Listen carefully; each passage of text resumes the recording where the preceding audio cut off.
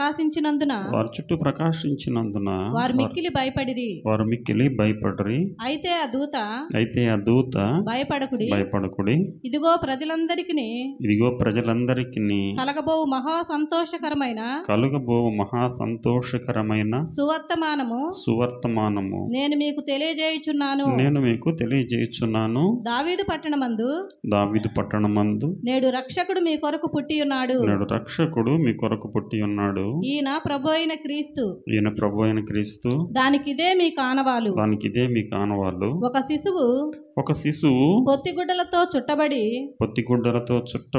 ఒక తొట్టిలో పండుకొని ఉండుట మీరు చూచెదరని వారితో చెప్పెను.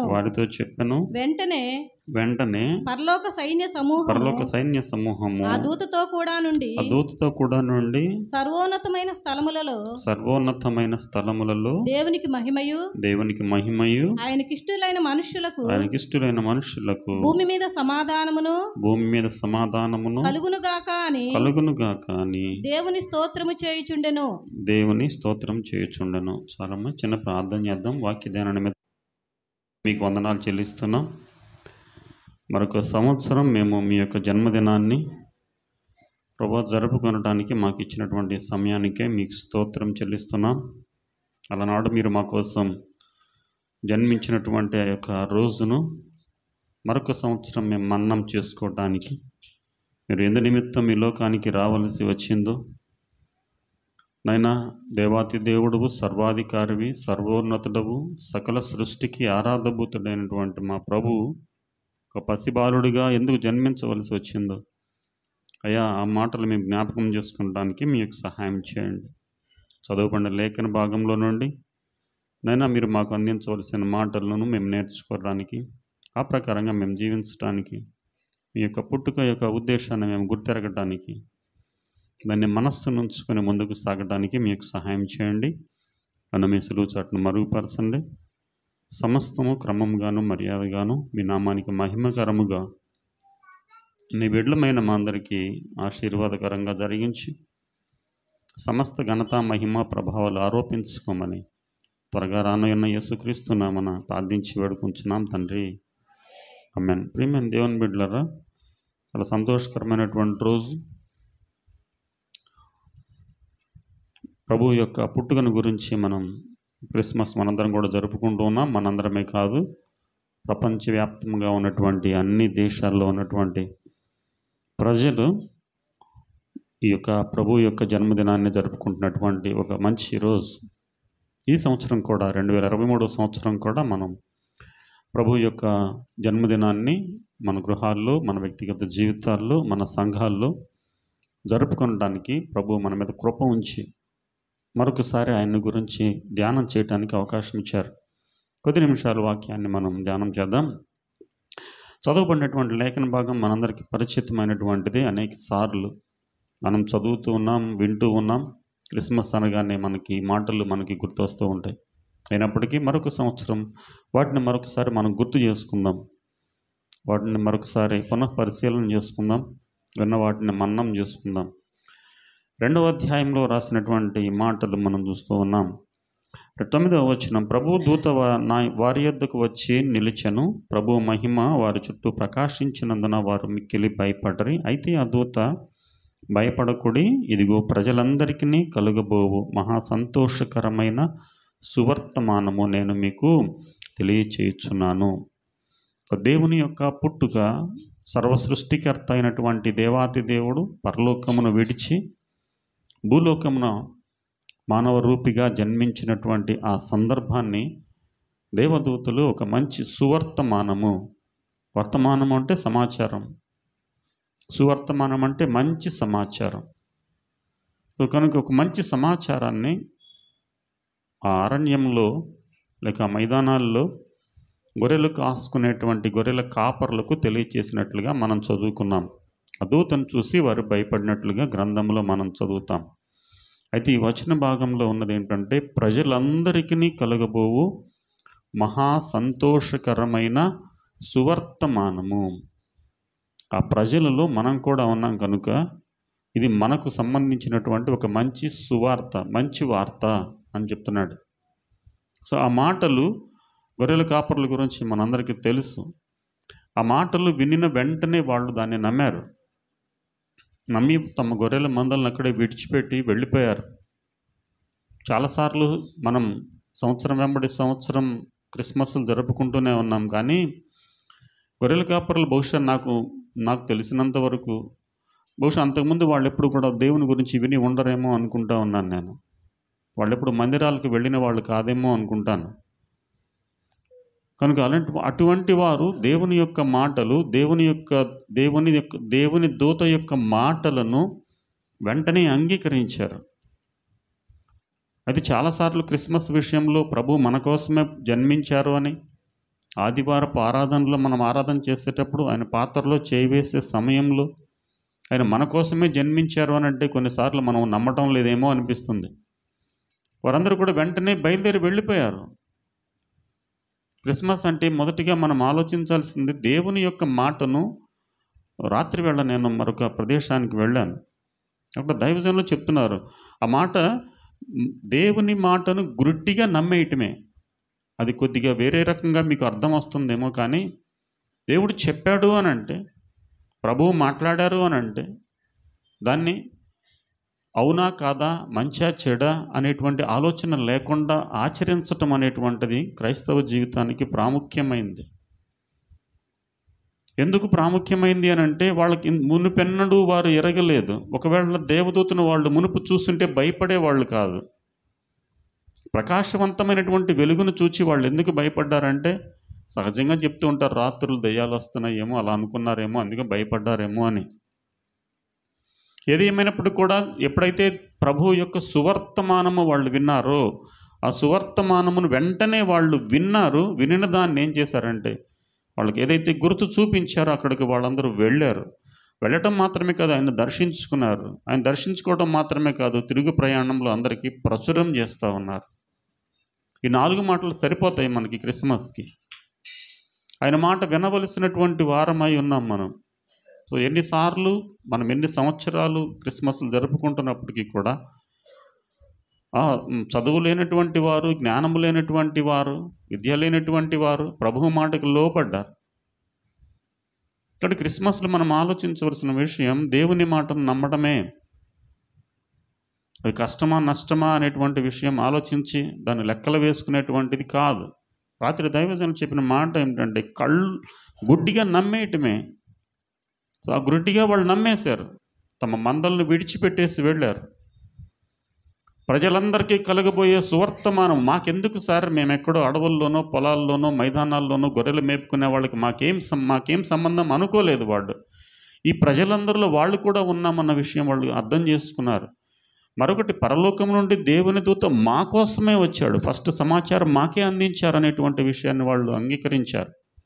చాలాసార్లు మందిరాల్లో మనం దేవుని వాక్యాన్ని వినేటప్పుడు కొన్నిసార్లు చెప్పినప్పుడు ఈ వాక్యం వాళ్ళ గురించి చెప్పారు, ఈ వాక్యం వీళ్ళ గురించి చెప్పారు అనుకుంటాం సహజం, మనకున్న పరిచయం ఉన్న వాళ్ళని బట్టి. వీళ్ళు అలా అనుకోలేదు, ఇది మనకు సంబంధించింది కాదు, ప్రజలందరికీ సంబంధించింది, మనం ఎక్కడో ఉన్నాం దూరంగా ఊరికి, మనకెందుకు అనుకోలేదు వాళ్ళు. ఆ ప్రజలలో నేను ఉన్నాను అనేటువంటి విషయాన్ని వాళ్ళు అర్థం చేసుకున్నారు, విన్నారు. వింటం మాత్రమే కాదు, విని విడిచిపెట్టలేదు, తమలో తాము చర్చించుకొని వారందరూ కూడా ఆ గొర్రెలను అక్కడే విడిచిపెట్టి దేవదూత మాటకు లోబడినటువంటి వారుగా ఉన్నారు. క్రిస్మస్ అంటే దేవుని మాటకు లోబడి ఉండటమే. కనుక అలాగున వాళ్ళు క్రింద వచనంలోకి మనం చూద్దాం. ఆ దూత, భయపడకుడి, మీ ప్రజలందరికీ కలుగబో మహా సంతోషకరమైన సువర్తమానం నేను మీకు తెలియచేసేదను. దావీదు పట్టణం ముందు నేడు రక్షకుడు మీ కొరకు పుట్టి ఉన్నాడు. ప్రజలందరికీ సమాచారం, రక్షకుడు ఎవరి కోసం? మీకోసం అని అంటున్నాడు. కాబట్టి ఆ రక్షకుడిని చూడటానికి వాళ్ళు వెళ్ళారు. రక్షకుడు ఎవరు, రక్షించేవాని యొక్క స్వభావం ఏంటో, రక్షించేవానికి ఉన్నటువంటి శక్తి యుక్తులేంటో మనకు ఒకవేళ తెలిసి ఉంటే చాలా బాగుంటుంది. సో కొన్నిసార్లు మనం యుద్ధాలు చూస్తూ ఉన్నాం. 2 దేశాలు యుద్ధం చేసుకున్నప్పుడు ఈ దేశం బలమైందిరా, వాళ్ళని ఓడించగలుగుతుంది అని మనకు ఒక అంచనాకు రావడానికి అవకాశం ఉండటానికి మనం ఆలోచన చేస్తూ ఉంటాం. ఇక్కడ విషయం కనుక మనం చూస్తే, రక్షణ వాళ్ళు ఏమనుకున్నారంటే మమ్మల్ని, బహుశా నేను అనుకుంటాను బైబిల్లో అలా రాయబడలేదు, కానీ ఒకవేళ మా ఇబ్బందుల నుంచి తొలగించేవాడు అయి ఉండొచ్చేమో, ప్రజలందరినీ రక్షించేవాడు అయి ఉన్నాడు. కాబట్టి ఆ రక్షకుడిని మేము చూడాలి. దేని నుంచి రక్షిస్తాడో? శ్రమల నుంచి రక్షిస్తాడో, పాపము నుండి రక్షిస్తాడో, శాపము నుండి రక్షిస్తాడో, లేకపోతే ఈ వెట్టి చాకిరి నుంచి విడిపిస్తాడో, ఏమైనప్పటికీ రక్షణ అనేటువంటిది ఒకటి ఉంది, దాన్ని మేము చూడాలి అని వాళ్ళు వెళ్ళినట్లుగా మనం చూస్తూ ఉన్నాం. కింద వచనంలో మనం చూస్తున్నాం. దానికి ఇదే మీకు ఆనవాళ్ళు ఏంటంటే, ఒక శిశువు ఎక్కడ పడుండబెట్టి ఉన్నాడని బైబిల్లో రాయబడి ఉంది అని అంటే, పశువుల పొత్తిగుడ్డల చేత చుట్టబడి పశువుల తొట్టెలో పరుండబెట్టారు అని. దానికి కూడా ఒక సమాచారం మనకు తెలుసు, మనం చాలాసార్లు విన్నాం. కనుక జనాభా లెక్కలు రాయటానికి వారి సొంత ప్రదేశాలకు వెళ్ళినప్పుడు ఆ ఊరంతా నిండిపోయింది. రేపు ఎలక్షన్స్ వస్తాయి, మనం కూడా మన ఓటు ఉన్నటువంటి మన ఊర్లో వెళ్ళిపోతాం, ఎవరికి ఏ ఊరిలో ఓటు ఉందో అట్లా. సో కాబట్టి అలాగా వాళ్ళ ఊరు వచ్చినప్పుడు పైన రాసినటువంటి వచనం సమయం చాలా అవుతుంది కాబట్టి క్లుప్తంగా, ఆ సమయంలో ఎవరి ఇంట్లో వాళ్ళకి ఆశ్రయం దొరకలేదు. అలాగే పశువుల తొట్టిలో ఆ మధ్యలో మనం చూస్తాం కొన్ని సత్రాలు నిండిపోయినాయి, ఇళ్ళు నిండిపోయినాయి. సత్రాల్లో కూడా నిండిపోవడంతో వాళ్ళు పశువుల శాలలో ఉన్నారు, మరియమ్మ అలాగే యోసేపు. అందుకు ఆనవాళ్ళు చెప్తున్నాడు. ఈ మాట అంతా ఎందుకు చెప్తున్నాను అని అంటే, బహుశా పొత్తిగుడ్డల చేత చుట్టబడి అనేక మంది బిడ్డలు ఉండుంటారు, గృహాల్లో కావచ్చు, లేకపోతే ఆ సత్రాల్లో ఉండుండొచ్చు. జనాభా లెక్కలు రాయటం కోసం వచ్చినటువంటి సందర్భంలో అనేక మంది ప్రజలు వచ్చి ఉండొచ్చు, వాళ్ళల్లో కొంతమంది పొత్తిగుడ్డల చేత ఉండొచ్చేమో. కానీ ఈ రక్షకుడు ఎక్కడున్నాడు అని అంటే, అనేక మంది చిన్న బిడ్డలను ప్రసవం అయి ఉండొచ్చు బహుశా. అందుకనే వారికి ఒక ఆనవాళ్ళని ఇస్తున్నాడు. ఏమిటి ఆనవాలంటే, పొత్తిగుడ్డలతో చుట్టబడి పశువుల తొట్టెలు. సహజంగా మనం చూస్తాం, ప్రసవాలు కొన్నిసార్లు ఇళ్లలో జరుగుతాయి, కొన్నిసార్లు హాస్పిటల్స్లో జరుగుతాయి. ఇక్కడ మన ప్రత్యేకమైన విషయం ఏమిటంటే ఆ పశువుల తొట్టెలు. సో ఈ ఒక్క మాట మీద మీరు దృష్టి పెట్టాలని నేను మీ అందరికీ మనవి చేస్తూ ఉన్నాను. క్రీస్తు ప్రభువు ఈ లోకానికి దిగి వచ్చినటువంటి సందర్భంలో ఆయనకు ఒక ఆనవాళ్ళు ఉన్నట్లుగా మనం చూస్తున్నాం. ఏమిటి ఆయనకున్నటువంటి ఆనవాళ్ళు అని అంటే, ఒక పశువుల శాలలో పుట్టినటువంటి ఒక చిన్న బిడ్డ పొత్తిగుడ్డలతో చుట్టబడి. ఆనవాళ్ళు అనే భాష, మన భాష ఏంటంటే గుర్తు. సహజంగా నన్ను అడుగుతూ ఉంటారు, మొన్న 2 రోజుల క్రితం సెమీ క్రిస్మస్కి వెళ్ళాను ఒక చోటుకి. మీ ఇల్లు ఎక్కడండి, పిడుగురాళ్ళు ఎక్కడ ఉంటారంటే నేను చెప్పాను, భాషా పాస్టర్ గారు వాళ్ళ ఇంటి చర్చి వెనకాలే, నవీనా కాలేజ్ ఎదురుగా. ఇవి ఏంటి అంటే ఆనవాళ్ళు. నా పేరు చెప్తే ఎవరికి తెలియదు. ఇక్కడ ఎలా తెలియాలి? కాలేజ్ దగ్గరికి వస్తే ఎదురుగా ఉన్న ఇల్లు మా ఇల్లు, భాషా పాస్టర్ గారు వాళ్ళ చర్చి వెనకాల ఉన్న ఇల్లు. ఇది ఆనవాళ్ళు. ఇంకా తెలియదండి, అక్కడ ఒక రైల్వే గట్టు ఉంటుంది, ఆ పక్కనే ఫస్ట్ బజార్. ప్రియమైన దేవుని బిడ్డలారా, ప్రతిదానికి ఒక ఆనవాళ్ళు అనేటువంటిది ఉంది, ఒక గుర్తులు ఉన్నాయి. సో ఎవరి గురించైనా మాట్లాడినప్పుడు ఇంత ఎత్తు ఉంటాడు, నల్లగా ఉంటాడు, తెల్లగా ఉంటాడు, కళ్ళజోడు ఉంటుంది, ఈ రకంగానేటువంటి ఆనవాళ్ళు మనం చెప్తూ ఉంటాం. ఇక్కడ ఈ మధ్యాహ్నం ఆలోచించవలసిన ఒక్క విషయం ఏమిటి అని అంటే, ఈ సమయంలో ఆలోచించవలసిన విషయం, క్రీస్తు ప్రభువుకి ఒక మంచి ఆనవాళ్ళు, ఒక గుర్తు ఉంది. ఈయన క్రీస్తు ప్రభు. ఎంతమంది చిన్న బిడ్డలు ఆ బెత్లెహేంలో ఉన్నప్పటికీ కూడా పశువుల తొట్టులో పరుండబెట్టిన ఆయనే ఒక రక్షకుడు అనేటువంటి విషయాన్ని తెలియజేస్తున్నారు. ఇప్పుడు మనం ఆలోచన చేద్దాం. వీరందరూ బయలుదేరి వచ్చి ఆయన చూసినట్లుగా చూస్తూ ఉన్నాం. ఇదిగో క్రిస్మస్కి ఆనవాళ్ళుగా ఒక ట్రీ పెట్టుకున్నాం. క్రిస్మస్కి ఆనవాళ్ళుగా ఇంటి మీద ఒక స్టార్ పెట్టుకున్నాం. స్టార్ చూడగానే ఏమర్థమైద్ది మనకి? ఓహో, ఎవరు వీళ్ళు? నిజానికి స్టార్ పెట్టిన వాళ్ళందరూ మందిరంలో ఉంటారా? ఒక్కొక్క ఊర్లో ఎంతెంత పెద్దవి ఉన్నాయంటే, ఊరికి అడ్డంగా మొన్న పిల్లుట్ల నుంచి వచ్చాం నేను, మేము సార్ బండి మీద వస్తుంటే, ఆ పిల్లుట్ల తర్వాత కొత్త గణేష్ని పాడు మధ్యలో పెద్ద స్టార్ ఉంది, చాలా వెరైటీగా ఉంది. అది మా సార్ అంటున్నారు, చూడండి సార్ చాలా వెరైటీగా కట్టారు.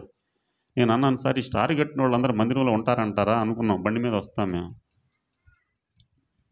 ఒకవేళ పాస్టర్ గారు, అయ్యా పని అయిపోయింది, స్టార్ కట్టారు, రండి మందిరంలోకి ప్రార్థన చేసుకుందాం అని అంటే, అయ్యగారు అది మీరు కానివ్వండి, ఇది మా పని ఇది, మీ పని మీరు కానివ్వండి. నిజానికి ప్రభు ఇదంతా ఎందుకు చెప్తున్నాను అని అంటే, ఆనవాళ్ళు, ఎస్ మేము ప్రభువు బిడ్డలము అని చెప్పడానికి అలనాడు జ్ఞానులకు చూపించినటువంటి ఆ నక్షత్రం ఎందుకు పెట్టుకుంటారో మీ అందరికీ తెలుసు కదా. ఎందుకు పెట్టుకుంటారు? తెలివిగా సమాధానం చెప్పదు. క్రిస్మస్ అని ఎందుకు పెట్టుకుంటారు? క్రిస్మస్ కాబట్టి పెట్టుకుంటా ఉంటారా? మరి వాళ్ళు అమ్ముతున్నారు కాబట్టి మేము కొనుక్కుంటాం. మరి ఎందుకో చెప్పండి. జ్ఞానులకు దారి చూపించే నక్షత్రం పరోక్షంగా ఏంటి అనంటే, ఆ నక్షత్రం అలా వచ్చి జ్ఞానులు ఆ ప్రభువారు ఎక్కడున్నారో అక్కడ ఆగినప్పుడు ఆ ఇంటిలో ప్రభువారు ఉన్నారు. ఇంకొక మాట కూడా చెప్తాను సందర్భంగా ఆగిపోయినా. ఇంతకీ జ్ఞానులు వచ్చినప్పుడు ప్రభువారు ఇంట్లో ఉన్నాడా, పశువుల దొడ్లో ఉన్నారా?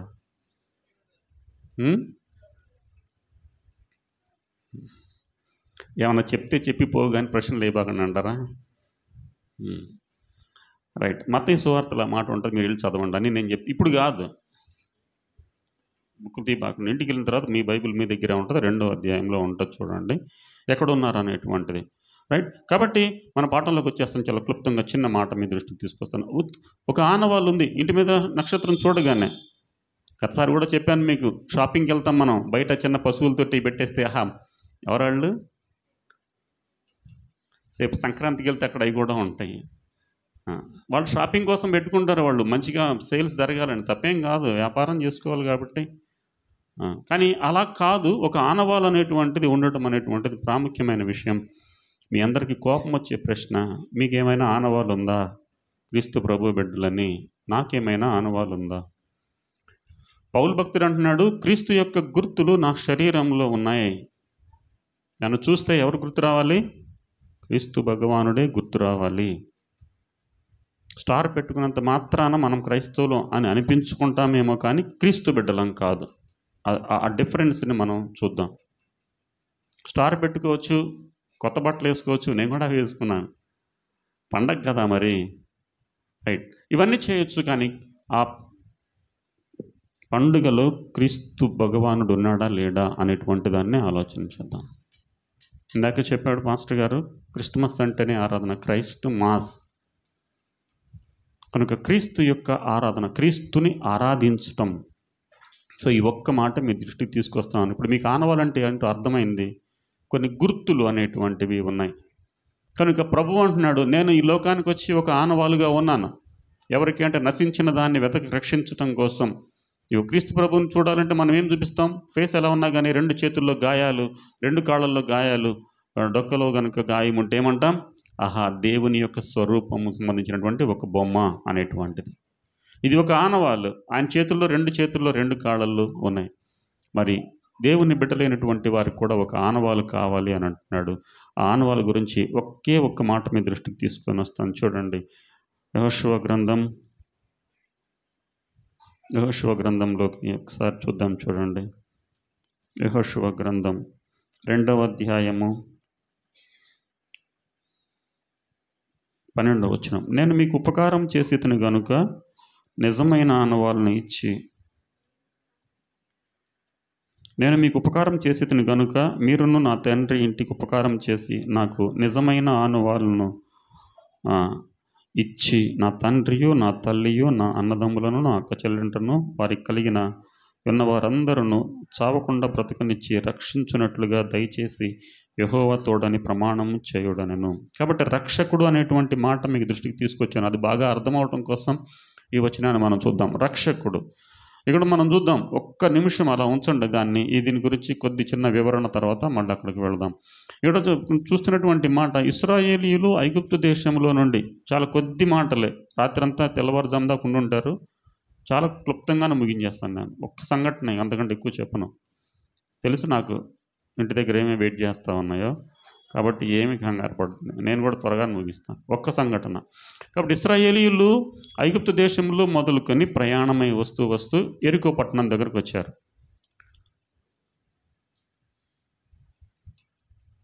యెరికో పట్టణం దగ్గరకు వచ్చిన తర్వాత, యెరికో పట్టణం ముందు యెహోషువ గారు ఏమన్నారంటే, యెరికో పట్టణం ఎలాంటిదో చూసి దాన్ని వేగు చూసిరా, మనం రేపు యుద్ధం చేయాలి, దాన్ని ఆక్రమించుకోవాలి, దాన్ని జయించి దీన్ని దాటి మనం వాగ్దాన ప్రదేశానికి వెళ్ళాలి, అని కొంతమందిని పంపించినప్పుడు వాళ్ళు వెళ్ళి చూస్తున్నారు, వాళ్ళు ఎలాంటి వాళ్ళు, వాళ్ళ ఆచార వ్యవహారాలు ఏంటి, వాళ్ళతో మనం యుద్ధం చేయగలమా లేదా, ఇవన్నీ చూస్తున్నటువంటి సమయంలో ఈ విషయం యెరికోలో ఉన్నటువంటి రాజుగారికి తెలిసింది.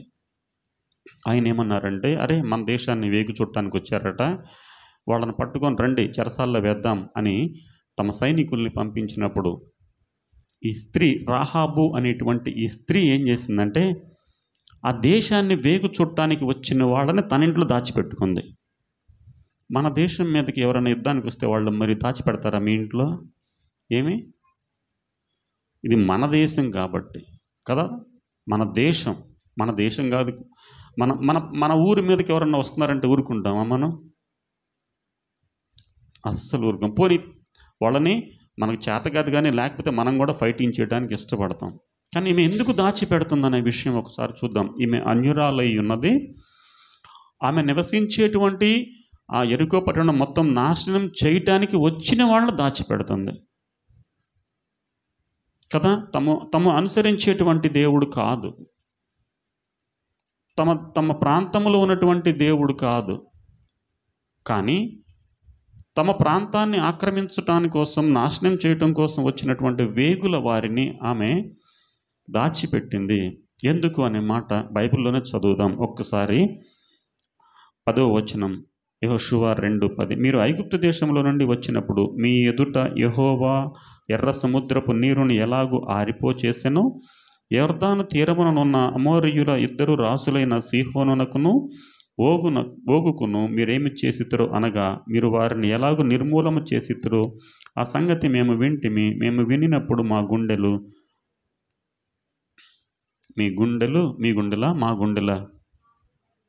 గుండెలు కరిగిపోయెను. మీ దేవుడైన యెహోవా పైన ఆకాశమందును క్రింద భూమి యందును దేవుడే. మీ ఎదుట ఎట్టి మనుష్యునికైనను ధైర్యమే మాత్రము ఉండదు. కాబట్టి ఎందుకు ఆమె దాచింది అని అంటే, జాగ్రత్తగా వింటారా? జాగ్రత్తగా ఈ ఒక్క మాటే వినండి. ఈమె పరాయి దేశంలో ఉంది. తమ దేశం మీదకి ఇశ్రాయేలీయులు వచ్చి ఆక్రమించకపోతున్నటువంటి సమయంలో ఏమి చెప్తున్న మాట ఏమిటంటే, మీ దేవుడు ఎలాంటి వాడో నాకు తెలుసు అని అంటుంది. నేను అడగబోయే ప్రశ్న ఏంటంటే, మనము ఆరాధించే దేవుడు ఎటువంటి వాడో మనం ఎప్పుడైనా గుర్తెరిగామా? మన దేవునికి ఉన్నటువంటి శక్తిని ఎప్పుడైనా గుర్తెరిగామా? మా దేవుడు సమస్తమును చేయగల సమర్థుడైనటువంటి దేవుడు అని మనం గమనించగలిగామా? మీ దేవుని నుండి ఎవ్వరు కూడా మీ దేవునికి ఎదురుగా నిలబడలేరు అని అంటుంది ఆవిడ. మీ దేవుడు శక్తిమంతుడైనటువంటి దేవుడు, మీ దేవుడు బలవంతుడైనటువంటి దేవుడు, మీ దేవుడు ఎర్ర సముద్రమును ఆరిపోచేసినటువంటి దేవుడు. అంతేకాదు, ఐగుప్తు దేశంలో నుండి ఇంతవరకు వచ్చినటువంటి ప్రతి రాజును కూడా యుద్ధం చేసి ఓడించటం కాదు, చంపి కాల్చి పడేయటం. నిర్మూలం అంటే ఇక లేకపోవటం. కాబట్టి మేమే ఆగం. మా యెరికో పట్టణం కూడా ఆగదు. నాకు తెలుసు ఆ విషయం. ప్రియమైన దేవుని బిడ్డల 2-3 మాటలు ఇక్కడ గుర్తు చేస్తాను నేను మీకు. ఆమె చేసేటువంటి వృత్తి ప్రకారంగా ఆమె వేసి అనే మాట బైబిల్ గ్రంథంలో రాయబడి ఉంది. శారీరకమైనటువంటి తప్పు ఆమె చేస్తుంది, కానీ ఆత్మ సంబంధముగా దేవుని యొక్క మాటను జాగ్రత్తగా పరిశీలన చేస్తుంది. అది వృత్తి అనే మాట గుర్తుపెట్టుకోండి మనస్సులో. వేసిగా ఉన్నటువంటి ఆ సమయం బైబిల్ గ్రంథంలో రాసిన మాట ఏమిటంటే, వృత్తి ఒక ప్రొఫెషన్. అది ఈనాడు ఎలా వృత్తులు ఉన్నాయో అలాంటి ఒక వృత్తి ఆమె. కానీ ఆత్మ సంబంధముగా దేవుని యొక్క బిడ్డలు నడిచే ప్రతి అడుగును ఆమె గమనిస్తూ ఉంది. ఐగుప్తులో నుంచి ఒక్కొక్క అడుగు వేసుకుంటూ వస్తున్నటువంటి ప్రతి సందర్భాన్ని జ్ఞాపకం చేస్తుంది. పోయిన వారం ఏం వాక్యం చెప్పారంటే, ఏమో జానీ చెప్పాడో మేస్టార్ చెప్పాడో గుర్తుండదు. కనీసం ఎవరో ఒకళ్ళు చెప్పుంటారులే, లేకపోతే ఇంకొకళ్ళు ఎవరైనా కొత్త వాళ్ళు వచ్చారేమో. ఆమె ఎక్కడి నుంచి 40 సంవత్సరాలు, దాదాపుగా ఒక 20-30 సంవత్సరాలు దాటిపోయి వచ్చేస్తున్నారు. యొర్దాను కూడా దాటేసేసారు. ఇన్ని సంవత్సరాలు వారి ప్రభువు చేసేటువంటి గొప్ప కార్యాలు తన మనస్సులో పెట్టుకొని వాళ్ళకే చెప్తుంది, మీ దేవుడు ఎలాంటివాడో మీకు తెలుసా అని. అటువంటి రక్షకుడు పుట్టాడు, బలవంతుడైనటువంటి దేవుడు. ఆమె చెప్తుంది, కానీ వీళ్ళకి తెలుస్తుందా? మనకు తెలుస్తుందా? మనం ఆరాధించేటువంటి దేవుడు ఎంత బలవంతమైన దేవుడు, ఎర్ర సముద్రమును ఆరిపోచేసినటువంటి దేవుడు, యొర్దాను ప్రాంతంలో ఉన్న ప్రతి రాజును నిర్మూలం చేసినటువంటి దేవుడు.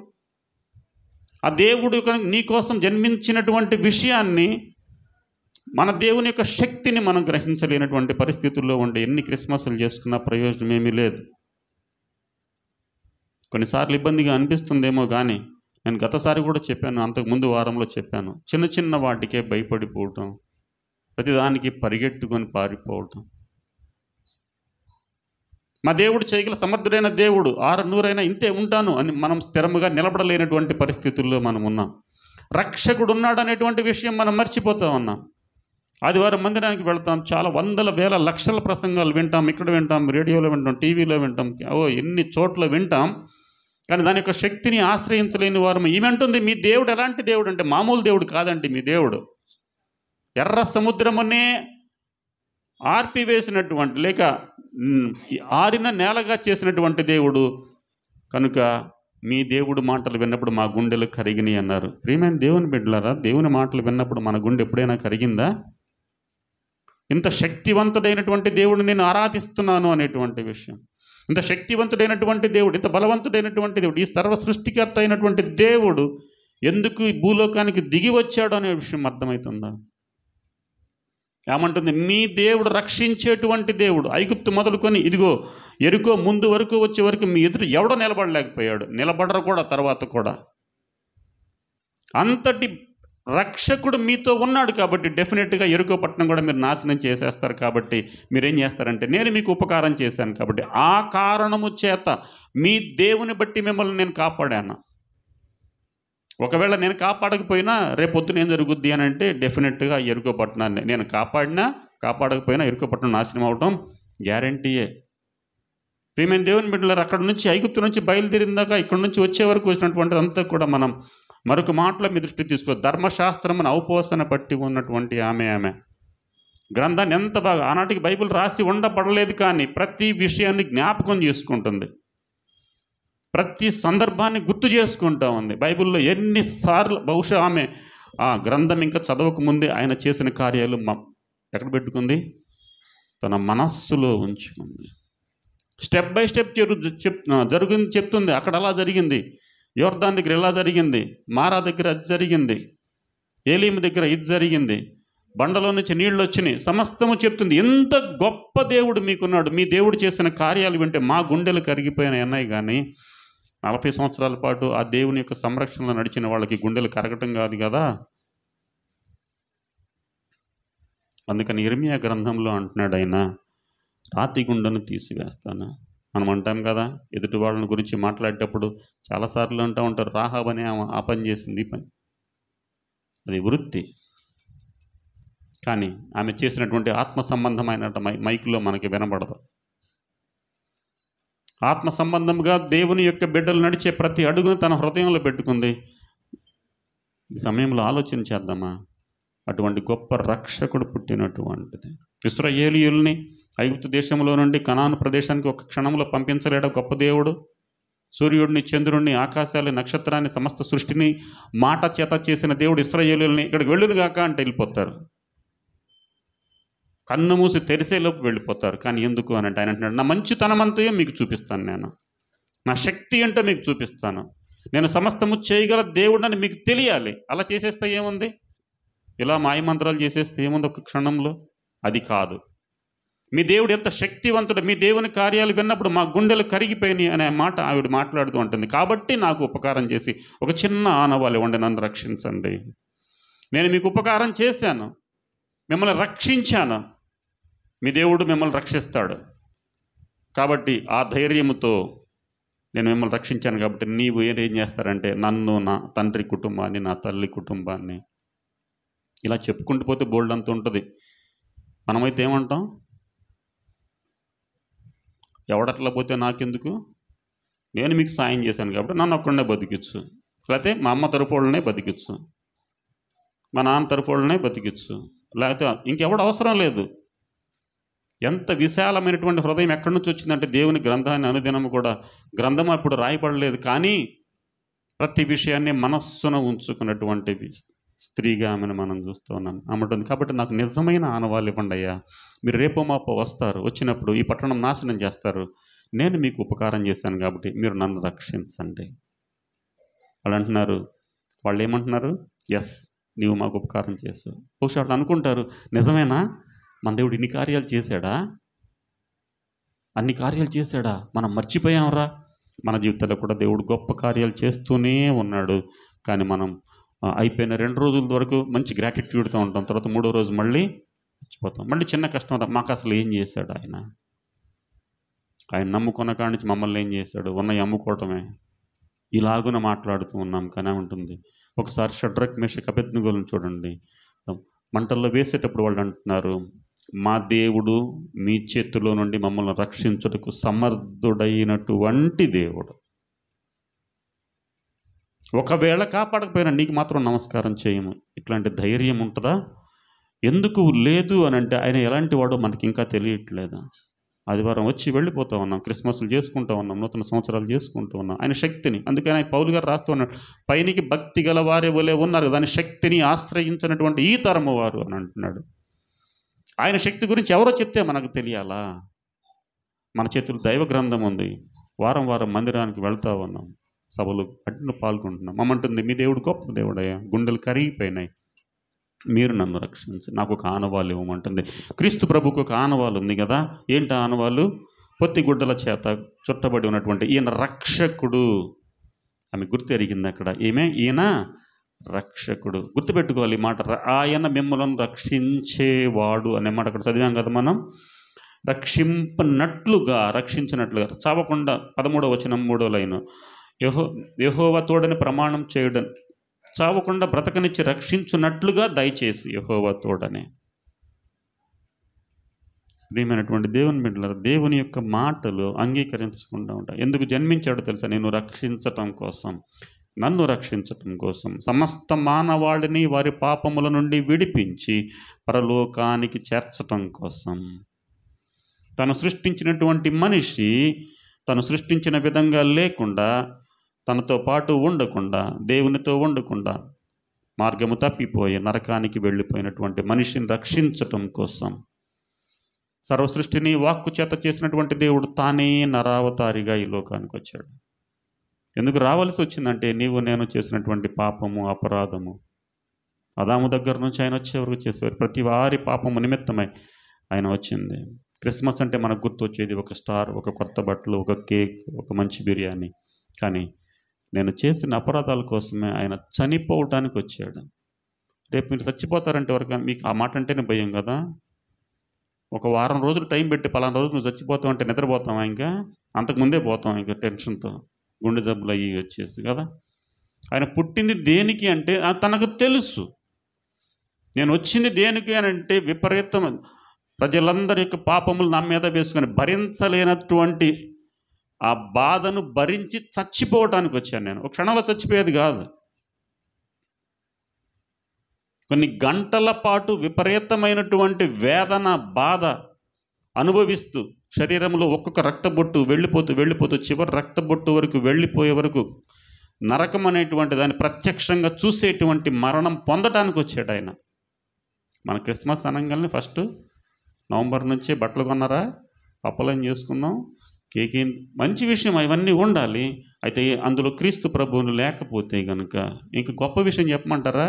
ఇల్లు అలుక్కొని, ఇప్పుడంటే అలకటాలు లేవులే, అప్పుడు మేము చిన్నప్పుడు అలుక్కొని అవన్నీ చేసేసి ఒళ్ళు పులిసిపోయి 24వ తారీఖు గుడికి వచ్చే పనిలే, 25ని గుడికి వచ్చే పనిలే. ఏంటమ్మా గుడికి రాలేదంటే అలిసిపోయానండి పాస్టర్ గారు. ఎప్పటి నుంచి? నవంబర్ 25ని మొదలేసి అవి చేసి, పాతకాలంలో అంటే ఇల్లు అలుక్కోవటం, ఆ పేడ తీసుకురావటం, ఇవన్నీ మట్టి తీసుకొచ్చి కలిపి దాన్ని నానబెట్టి చేసి, మళ్ళీ దానికి సున్నప్రాళ్ళు నుంచి తీసుకెళ్ళి అవి నానేసి ఇవన్నీ చేసేటప్పటికి ఏమైద్ది? కరెక్ట్గా 24వ తారీఖు కల్లా పప్పలు చేసేసుకొని ఆ వేడికి వంట దగ్గర 25ని మందిరంలో కనపడం. ఇంక ఎన్ని కిస్మిస్లు, ఇందాక పాస్టర్ గారు అంటున్నాడు, ఎన్ని కిస్మిస్లు చేసుకుంటే ఎందుకు మిస్ ఇంకా. బట్ ప్రభు అంటున్న మాట ఏమిటంటే, క్రిస్మస్ దేవుని ఆరాధించటం అనేటువంటి దాని తర్వాత ఇవన్నీ రావాలి సుమా. దేవుని ఆరాధించకుండా, క్రీస్తు ప్రభు లేకుండా ఉంటే ప్రయోజనం ఏమంటుంది? మీ దేవుడు గొప్ప దేవుడు. మధ్యాహ్నం అలా అర్థమవుతుందా ప్రియమైన దేవుని బిడ్డలారా? నీకోసం పుట్టిన దేవుడు బలవంతుడైనటువంటి దేవుడు, నీకోసం పుట్టినటువంటి దేవుడు సర్వశక్తి కలిగినటువంటి దేవుడు, నీకోసం పుట్టినటువంటి దేవుడు సమస్తమును నీకు వ్యతిరేకమైన వాటిని నిర్మూలము చేయటం కోసమే ఈ లోకానికి వచ్చాడు, నిన్ను రక్షించటానికి వచ్చాడు. నీ నిమిత్తం, నా నిమిత్తం, మన నిమిత్తమై, మన అపరాధములు పాపముల నిమిత్తమే రావాల్సిన శిక్షను భరించటం కోసం వచ్చారు. ఇవన్నీ తెలిస్తే సంపూర్ణంగా మనం క్రిస్మస్ సంతోషంగా చేసుకోలేం.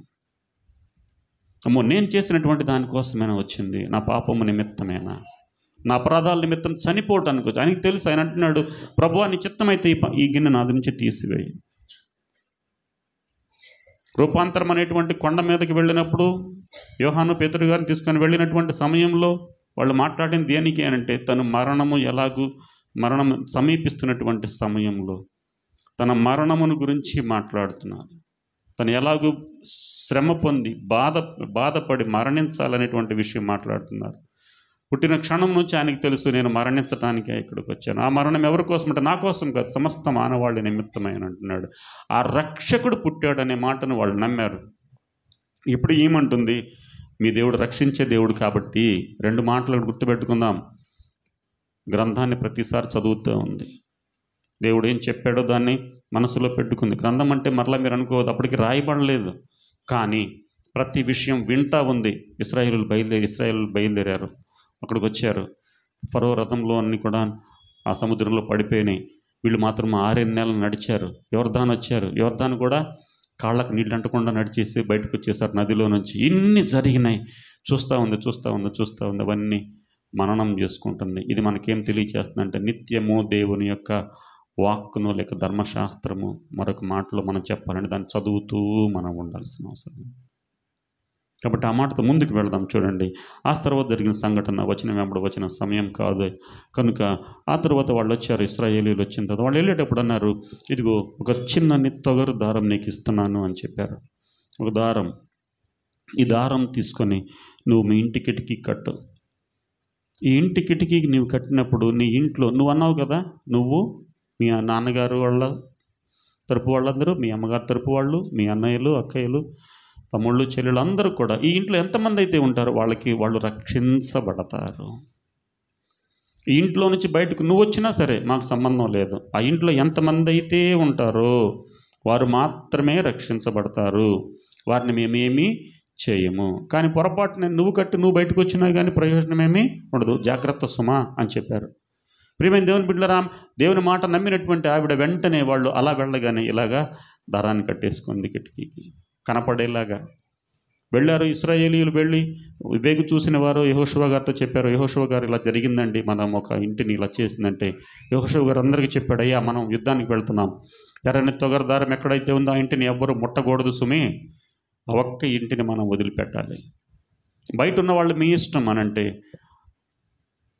దేవుని బిడ్డలందరూ కూడా యెహోషువ యొక్క సమక్షంలో వారందరూ వచ్చి యెరికో పట్టణం కాల్చి పడేశారంతే. కాల్చి పడేసిన తర్వాత వాళ్ళందరికీ తెలుసు, చూస్తున్నారు, ఏ ఇంటికన్నా తొగరు దారం ఉందా? వెతికితే ఎన్ని ఇళ్ళకు ఉంది? ఒకే ఒక్క ఇంటికి. అందరు చెప్పారు, అరే ఇదిగోరా ఇల్లే, మనమేం చేయకూడదు దీన్ని. ఆ ఇంటి జోలికి ఎవరూ వెళ్ళలేదు. ఆ రోజు మొత్తం యెరికో పట్టణం మొత్తం చంపటమే కాదు, కాల్చివేయబడింది. యెరికో గోడలు కూలిపోయినాయి. దేవుని యొక్క శక్తి చేత దేవుని ప్రజలు దాన్ని నిర్మూలన చేసిన తర్వాత ఒక్క కుటుంబం ఒక్కటే. ఇప్పుడు దాకా ఆమెనేమన్నారు, ఆమె అట్లాంటిది ఇట్లాంటిది, ఆమె మంచిది కాదు, మనకు తెలుసు కదా, ఎప్పుడో ఏదో చిన్న పొరపాటు జరిగితే జీవితకాలం కాదు 3 తరాల వరకు చెప్తూనే ఉంటారు దాని గురించి. వాళ్ళమ్మ అట్లా చేసింది, వాళ్ళమ్మ అట్లా చేసింది, వాళ్ళ అట్లాంటి కుటుంబం. ఆలోచించేద్దామా? అలాంటి స్త్రీ ఇంట్లోకి అమ్మ నాన్న కూడా కొన్నిసార్లు అని ఉంటారేమో, నీకెందుకే ఈ వృత్తి చేయటం, నువ్వు ఇవి చండాలమైన పని మానేసేయొచ్చే కదా, లేకపోతే రకరకాలుగా ఉంటారు. ఏదో సమయంలో తప్పుగా మాట్లాడుంటారు. కానీ ఈరోజు వారందరినీ కూడా రక్షించినటువంటి వ్యక్తిగా ఆమె ఉన్నది. ఆ తరువాత ఏమంటుంది, ఆ ఇంట్లో ఉన్న వాళ్ళందరూ రక్షించబడ్డారు. దానికి ఆనవాళ్ళు, ఏం ఆనవాళ్ళు ఉంది?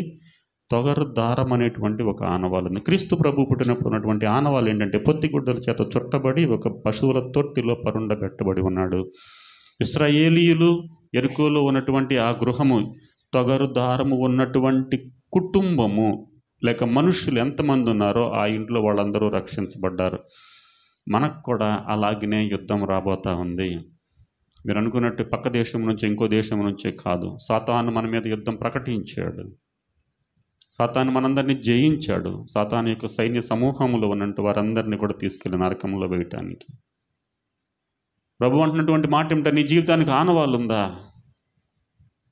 నేను రక్షించబడాలి అని అంటే నువ్వు చేయవలసింది ఏమిటి అంటే, నీకు ఒక ఆనవాళ్ళు కావాలి. క్రీస్తు ప్రభు అంటున్నాడు, నేను ప్రజలందరినీ తయారు చేస్తే వాడు మోసం చేసి మిమ్మల్ని అందరినీ తీసుకెళ్ళి మిమ్మల్ని పాపంలో పడేశాడు. ప్రభు, నా బిడ్డలు నాకు ఇచ్చేయమంటే సాతాను అంటున్నాడు, ఇదిగో మీ వాళ్ళు అబద్ధం ఆడారు, దొంగతనం చేశారు, చెడ్డ పనులు చేశారు, ఇవన్నీ చేశారు, దీనికి శిక్ష ఎవరు అనుభవిస్తారు? వీళ్ళని విడిచిపెట్టేయమంటున్నా, విడిచిపెట్టేస్తాను నేను, వీళ్ళందరి బదులుగా ఎవరన్నా మరణిస్తారంటే ప్రభు అంటున్నాడు, నేనే మరణిస్తాను. ఎంతమంది నిమిత్తం?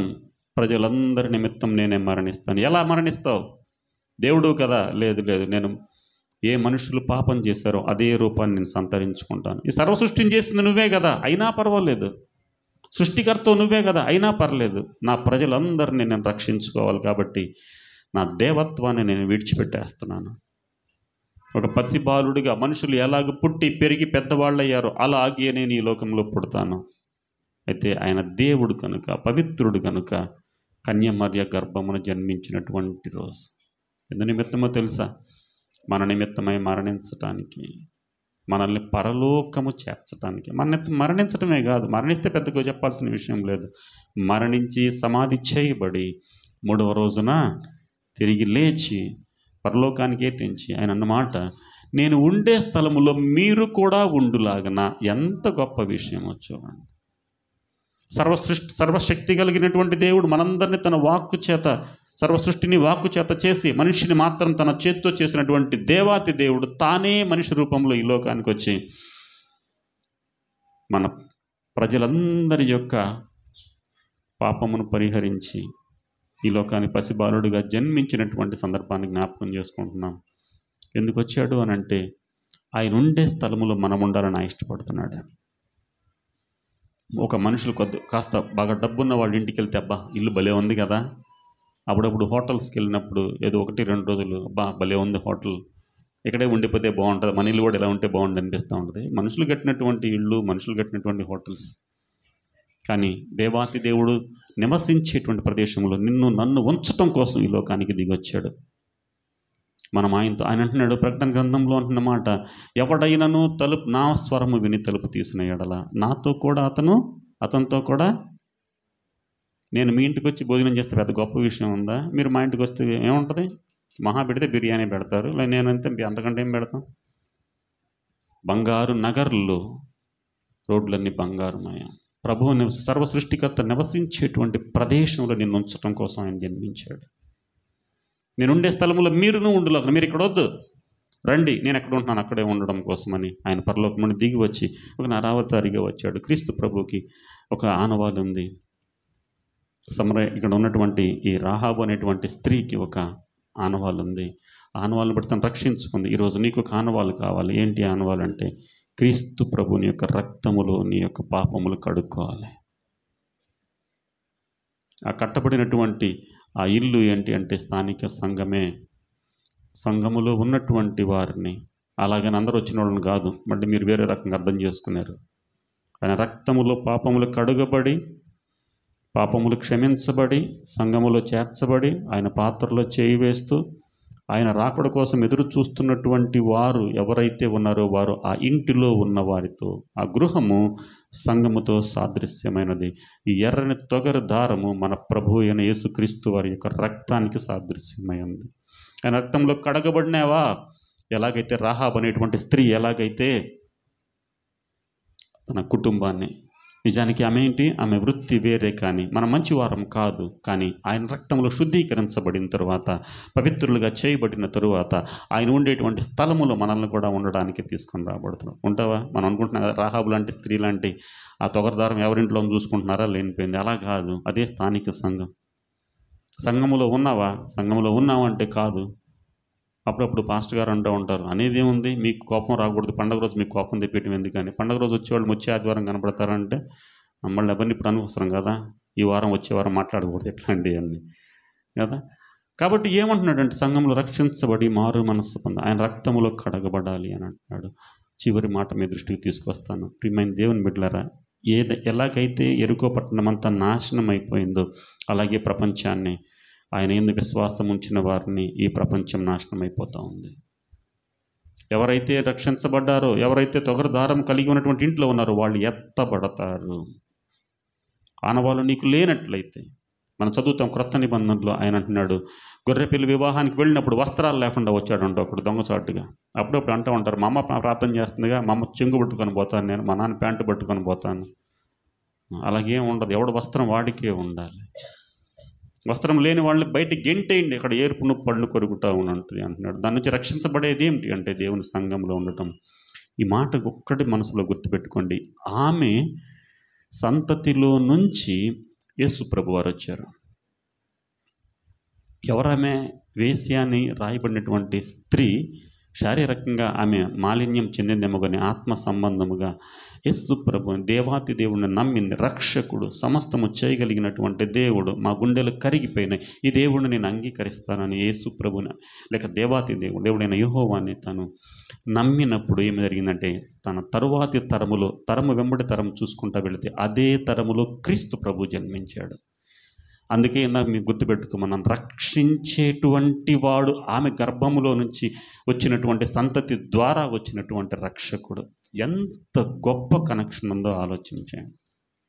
ప్రియమైన దేవుని బిడ్డలు, ఆమెనందరూ కూడా అలాంటి వాడు, ఇలాంటిది, అలాంటిది అని రకరకాల మాటలు మాట్లాడినటువంటి వాడు.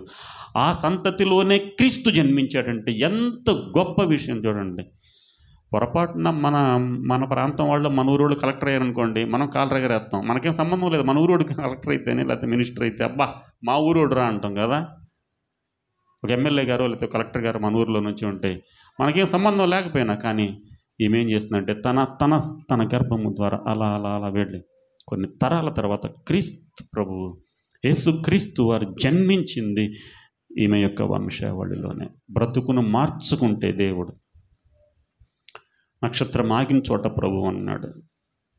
ఎక్కడైతే తన మనస్సును మార్చుకొని అన్యదేశంలో ఉన్నప్పటికీ కూడా క్రీస్తు ప్రభువును అంగీకరించి రక్షకుడిగా గుర్తెరిగింది ఎప్పుడు అనంటే ప్రారంభ దినాల్లోనే. ఆదికాండము యెహోషువ గ్రంథం అంటే ఇంకా వాళ్ళు వాగ్దాన దేశం చేరక మునిపే. కాబట్టి మధ్యాహ్నపు వేళ నేను ముగించబోతా ఉన్నాను. ప్రియమైన దేవుని బిడ్డలారా, ఈరోజన్నా క్రీస్తు ప్రభువుని కలిగి ఉంటావా? క్రీస్తు జన్మించే లోకాన అందరికీ, క్రీస్తు ఉదయించే హృదయాన? ఆ ప్రశ్న ఎవరికి మనం వాళ్ళు వేసుకుందాం. నీ హృదయంలో జన్మించాడా? నీ కుటుంబంలో జన్మించాడా? నీ సంఘములో జన్మించాడా? క్రీస్తు ప్రభు లేని ఆరాధన మనకొద్దు. క్రీస్తుని ఆరాధించటమే క్రిస్మస్. కనుక నీకు కానవాళ్ళు ఉందా? క్రీస్తు ప్రభు వచ్చినప్పుడు ఎస్ ప్రభువా, ఫలానా తారీఖున నా పాపాలు ఒప్పుకున్నాను, నేను రక్షించబడ్డాను, మారు మనసు పొందాను, సంఘములో చేర్చబడ్డాను, నీ పాత్రలో చేయి వేస్తున్నాను, నీ రాకడ కోసం ఎదురు చూస్తూ ఉన్నాను అని నీ ఒక ఐడెంటిటీ కార్డ్. కాలేజీలో స్కూల్కి వెళ్ళేటప్పుడు గేట్ దగ్గర వాచ్మెన్ ఉంటాడు. మనం ఇలా వెళ్తే తెలిసినోడైనా కానీ అయ్యగారు ఐడెంటిటీ కార్డు తెచ్చారా? తేలేదంటే ఊరుకోరండి, మీరు వేసుకొని లోపలికి రావాలండి. ముఖ పరిచయం ఉన్నవాళ్లే, కానీ ఏమంటారంటే నీ కార్డు ఉంటేనే మెడలో వేసుకోవాలి, లేకపోతే ఇక్కడ తగిలించుకోవాలి అయ్యగారు. ఎస్, మందిరానికి వచ్చినంత మాత్రం కాదు, కానీ రక్షించబడాలి అని అంటున్నాడు. క్రీస్తుకు నీవు ఆనవాలుగా ఉంటున్నాడు, అందుకోసమే వచ్చారు. అయితే ఈ మాటతో మనం ముగించేస్తున్నాం. క్రీస్తు ప్రభు పరలోకం నుండి మనం 12వ వచనం కింద చదివినటువంటి మాట ఏమిటి అని అంటే, పరలోక సైన్య సమూహము, క్రీస్తు ప్రభు ఎక్కడుంటే అదే పరలోకం కదా. పరలోకం ఖాళీ అయిపోయిందని చెప్తారు దైవజనులు. యేసు ప్రభు పరలోకం నుండి భూలోకానికి దిగి వచ్చిన తర్వాత పరలోక సైన్య సమూహము పరలోకం నుండి దిగి భూలోకానికి వచ్చి ఆయన్ను స్తుతిస్తూ ఉందంట. ఒకవేళ క్రీస్తు ప్రభు నీ ఇంట్లో ఉంటే నీ ఇల్లే పరలోకం. నమ్ముతావా ఆ మాట? క్రీస్తు ప్రభు మన సంఘంలో ఉంటే మన సంఘమే పరలోకం. క్రీస్తు ప్రభు నీలో ఉంటే నువ్వే ఒక పరలోకం. దేవుడు ఎక్కడున్నాడు? క్రీస్తు ప్రభు పరలోకాన్ని విడిచి భూలోకానికి జన్మించినప్పుడు దేవదూతలు ఆగిపోతారా? కిందకు దిగి వచ్చి ఆయనకు స్తోత్రము చేయుచుండిరి. ఎంత గొప్ప మాట! ఈ క్రిస్మస్ రోజు నీ హృదయంలో క్రీస్తు ప్రభు జన్మిస్తే నీవే ఒక పరలోకంగా మార్చబడతావు. నీ కుటుంబంలో క్రీస్తు ప్రభు జన్మిస్తే నీ కుటుంబమే ఒక పరలోకం. నీ సంఘములో క్రీస్తు ప్రభు కనుక ఆయన ఉంటే మీన్స్ అర్థం ఏంటి అని అంటే, ఆయన కార్యాలు జరిగించబడితే అదే ఒక పరలోకం. వివాహం అప్పుడు చెప్తూ ఉంటారు, భార్యాభర్తల యొక్క కార్యం ఏమిటి అంటే సంఘానికి ప్రభువుకున్నటువంటిది ఒక పరలోకం చేర్చబడేటువంటిది. కనుక అని పరలోక సైన్య సమూహము సంతోషముగా గంతులు వేస్తూ ఉంది. అలాంటి గంతులు వేసేటువంటి విధంగా మనము మన జీవితాల్లోకి క్రీస్తు ప్రభువు ఈ లోకానికి జన్మించావు కాదు, ఈరోజు నా హృదయంలో జన్మించు, నా కుటుంబంలో నీవు ఉండు, నా సంఘములో నీవు ఉండని ప్రార్థన చేస్తాం. అలా క్రీస్తు కలిగినటువంటి ఆరాధనను లేక క్రీస్తును కలిగినటువంటి క్రిస్మస్ జరుపుకోవటానికి పరిశుద్ధాత్మ దేవుడు తన కృపను మనందరికీ అనుగ్రహించునుగాక. తల్ల వంచండి, ప్రార్థన చేసే సమయాన్ని పాస్టర్ గారికి ఇద్దాం. ఒక్క నిమిషం ఆలోచించేద్దామా? క్రీస్తు ప్రభు ఉన్నాడా మన హృదయాల్లో? క్రీస్తు ప్రభు జన్మించినప్పుడు ఒక ఆనవాళ్ళు ఉంది. అదే రీతిగా ఆమె అడుగుతుంది, అయ్యా మీకు ఉపకారం చేశాను, నాకు ఒక ఆనవాళ్ళు ఇమ్మని. ఆనవాళ్ళు ఉంచుకొని తను రక్షించబడింది. నీ జీవితంలో ఆనవాళ్ళు లేకపోతే ప్రభు రెండవ రాకడ వచ్చినప్పుడు, అమ్మా నీ దగ్గర ఆనవాళ్ళు ఏది, గుర్తు ఏది అని అడిగితే ఏం చూపిస్తావు నువ్వు? నేను కనుక ఆనవాళ్ళు కలిగి ఉందామా? మనం ప్రార్థన చేద్దాం. మనం ఒకవేళ దేవుని బిడ్డలుగా ఉన్న వాళ్ళమే, కానీ ప్రభువా నిజంగా ఈరోజు నేను నా జీవితంలో నా హృదయంలో జన్మించండి, మా హృదయంలో మీరుండండి, మా సంఘములో మీరుండండి. మీరు లేనటువంటి క్రిస్మస్ నేను చేసుకోలేను, మీరు లేని క్రిస్మస్ నా గృహంలో నేను చేయి.